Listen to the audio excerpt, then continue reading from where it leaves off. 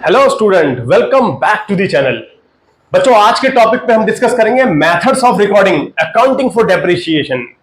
बहुत इंपॉर्टेंट है बच्चों। जैसे हम आगे बढ़ रहे हैं क्वेश्चंस की तरफ, डेप्रिसिएशन के हम सॉल्यूशंस देखेंगे, तो ये बेसिक अंडरस्टैंडिंग लेना हमें बहुत इंपॉर्टेंट है कि क्या मेथड्स होते हैं रिकॉर्ड करने के लिए। देखो, आप समझते हैं कि डेप्रिसिएशन को हम खर्चे में डाल देते हैं P&L में, बट हम किस तरह से उसको P&L में लेके जाएंगे, क्या मेथड्स हैं।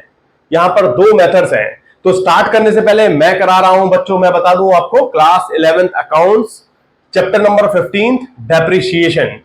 मैं ये चैप्टर करा रहा हूं डेप्रिसिएशन के ऊपर। टीएस ग्रेवाल की बुक में फॉलो कर रहा हूं, जिसका एडिशन 2023-24 का है। बच्चों, ये बहुत इंपॉर्टेंट है हमें समझना कि रिकॉर्डिंग, हम जो मेथड्स अडॉप्ट करते हैं, अकाउंटिंग जो फॉलो करते हैं, जो हम अकाउंटिंग यहाँ अडॉप्ट करते हैं डेप्रिसिएशन में, किस तरह के मेथड्स हैं इसमें। देखिए, दो मेथड्स हैं यहां पर, ध्यान रहे, बिल्कुल ध्यान रहे।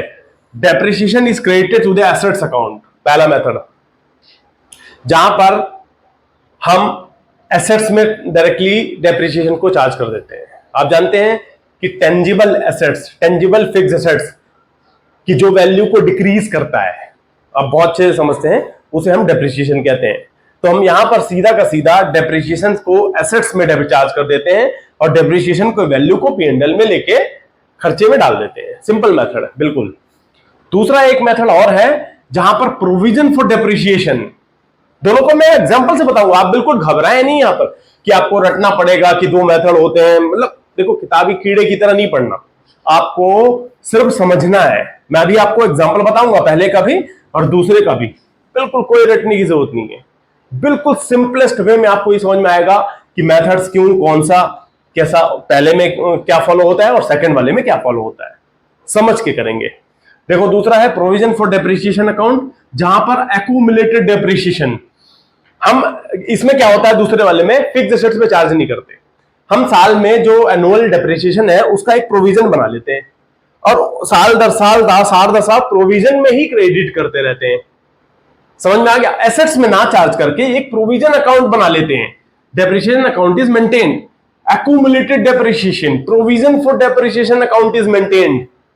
तो हम सीधा की सीधा उसमें चार्ज करते रहते हैं। जब भी एसेट सेल करेंगे, सारा का सारा डेप्रिसिएशन उसमें से माइनस कर देंगे। आइए समझते हैं, पहले एक करके, कंफ्यूज नहीं होंगे, फिर दूसरे के एग्जांपल को समझते हैं। पहला एग्जांपल, फर्स्ट वाला, depreciation is credited to the assets account. Simple, क्या होता है पहले वाले मेथड में, जब हमने डेप्रिसिएशन निकाला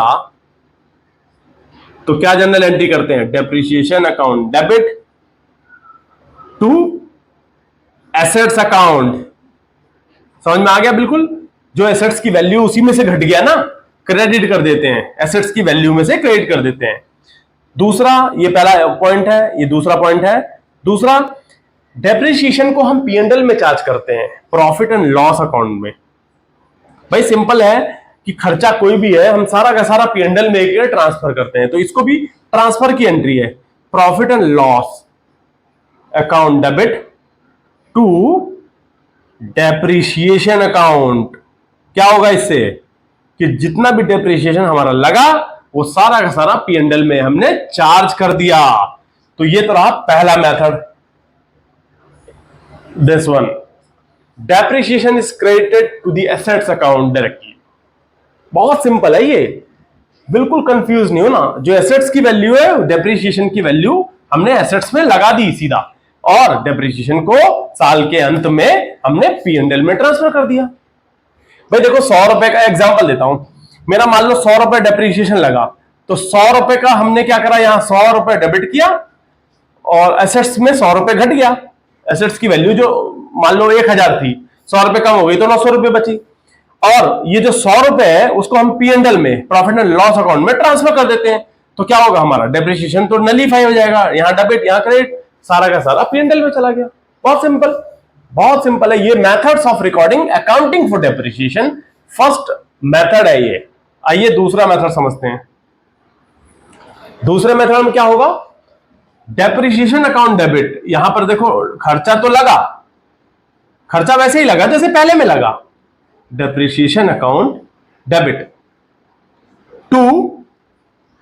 टू क्या होगा, यहां पर एसेट्स में चार्ज कर रहे हैं पहले वाले में, लेकिन दूसरे वाले मेथड्स में हम प्रोविजन बना के रखा हुआ है हमने, प्रोविजन फॉर डेप्रिसिएशन अकाउंट,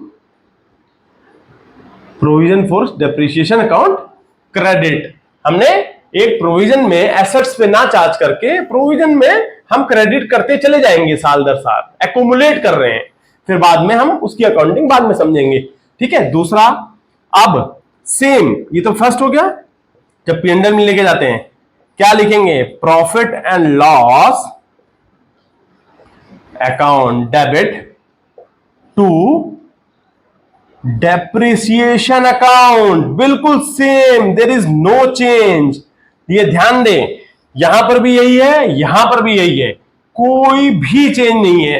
देखो जो खर्चा हुआ हमारा यहां पर भी हुआ, यहां पर भी हुआ, सिर्फ एक ही चेंज है, यहां पर हमने एसेट्स की वैल्यू को तुरंत ही घटा दिया कि भाई मेरे 1000 का एसेट था, 100 रुपए घट गया, अगले साल फिर 100 रुपए लगा, 800 रुपए हो गया। यहां पर मेरा एसेट्स छेड़ नहीं रहा है, एसेट्स की हम अकाउंट को नहीं छेड़ रहे हैं, एक प्रोविजन करके डेप्रिसिएशन को एक्यूमुलेट करते जा रहे हैं। देखिए ना, provision for depreciation, accumulated depreciation account is maintained. तो बच्चों मैं उम्मीद ये करता हूं कि methods of recording accounting for depreciation आपको ये दोनों एग्जांपल से अच्छे से समझ में आया होगा। तो प्लीज इसे ज्यादा से ज्यादा शेयर करें, और हां, मेरे चैनल पे अगर आप नए हैं तो उसे सब्सक्राइब भी करें। Thank you, thanks for watching.